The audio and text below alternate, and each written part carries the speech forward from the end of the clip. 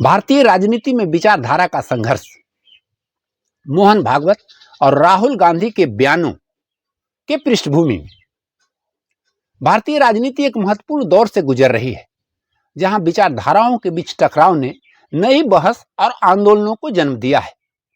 राष्ट्रीय स्वयंसेवक संघ यानी आरएसएस के प्रमुख मोहन भागवत और कांग्रेस नेता राहुल गांधी के हालिया बयानों ने इस संघर्ष को और तीव्र कर दिया है। दोनों नेताओं की सोच और बयान अलग अलग विचारधाराओं का प्रतिनिधित्व करते हैं, जो भारत की राजनीति, सामाजिक और सांस्कृतिक संरचनाओं को गहराई से प्रभावित कर रहे हैं। इंदौर में आयोजित एक कार्यक्रम के दौरान मोहन भागवत ने यह कहा कि भारत को वास्तविक स्वतंत्रता 1947 में नहीं, बल्कि राम मंदिर आंदोलन और इसके सांस्कृतिक जागरण से मिली है। उनके अनुसार भारतीय समाज की आत्मा सांस्कृतिक और धार्मिक पुनर्निर्माण में निहित है। उन्होंने समाजवादी नीतियों की विफलता का हवाला देते हुए भविष्य में केंद्रीयकृत सत्ता और सांस्कृतिक गौरव पर आधारित विकास मॉडल की आवश्यकता पर बल दिया। भागवत के इस बयान ने भारतीय स्वतंत्रता संग्राम और उसके परिणामों को एक नए दृष्टिकोण से देखने का अवसर दिया।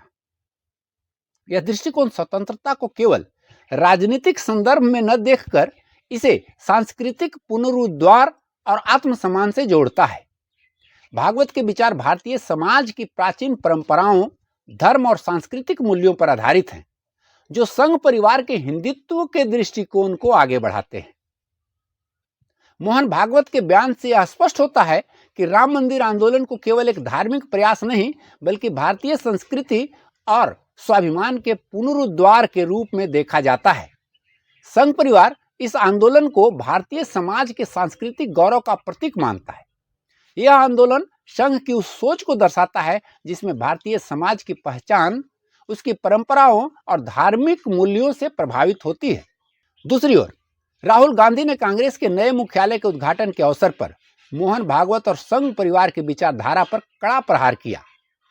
उन्होंने भागवत के बयान को राष्ट्र विरोधी बताया और संघ परिवार के राष्ट्रवादी एजेंडे को लोकतंत्र और संविधान के लिए एक खतरा करार दिया। राहुल गांधी ने कहा कि यदि भागवत का बयान किसी अन्य देश में दिया गया होता तो इसे देशद्रोह के रूप में देखा जाता। उन्होंने इसे भारतीय संविधान की आत्मा के खिलाफ बताते हुए न्यायपालिका और सरकारी संस्थानों के दुरुपयोग पर चिंता व्यक्त की। राहुल गांधी का दृष्टिकोण संविधान की धर्मनिरपेक्षता और बहुलवाद की रक्षा पर केंद्रित है। राहुल गांधी के बयान संघ परिवार की हिंदुत्व आधारित राजनीति के खिलाफ सीधी चुनौती पेश करते हैं।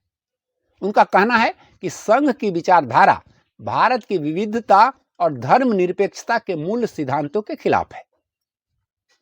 उन्होंने यह भी आरोप लगाया कि भाजपा और संघ परिवार सत्ता में बने रहने के लिए सरकारी संस्थानों का दुरुपयोग कर रहे हैं।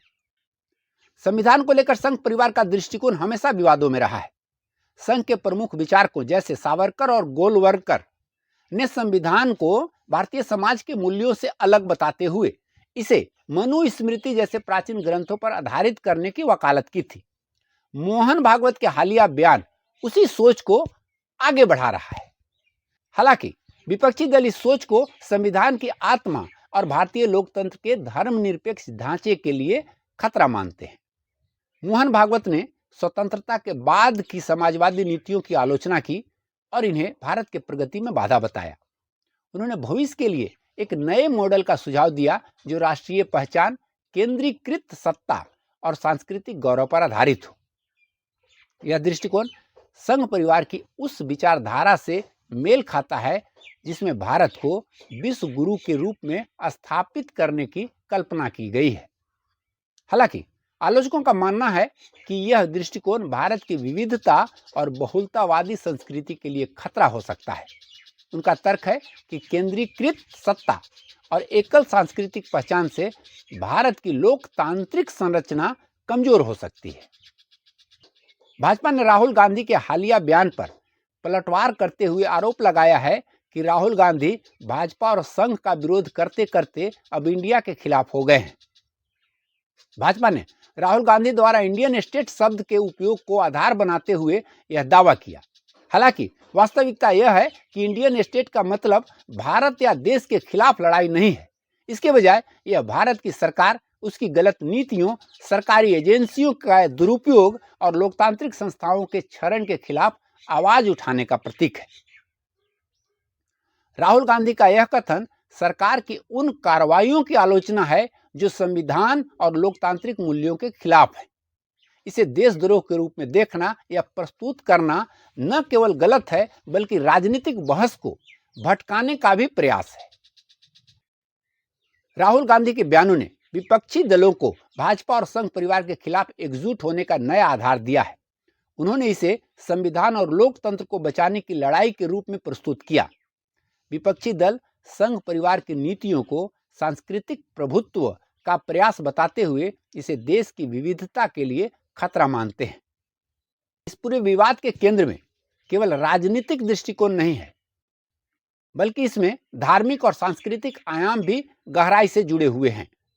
संघ परिवार का हिंदुत्व आधारित एजेंडा और विपक्ष का सांस्कृतिक विविधता का दृष्टिकोण भारतीय समाज को दो ध्रुवों में बांटते हैं।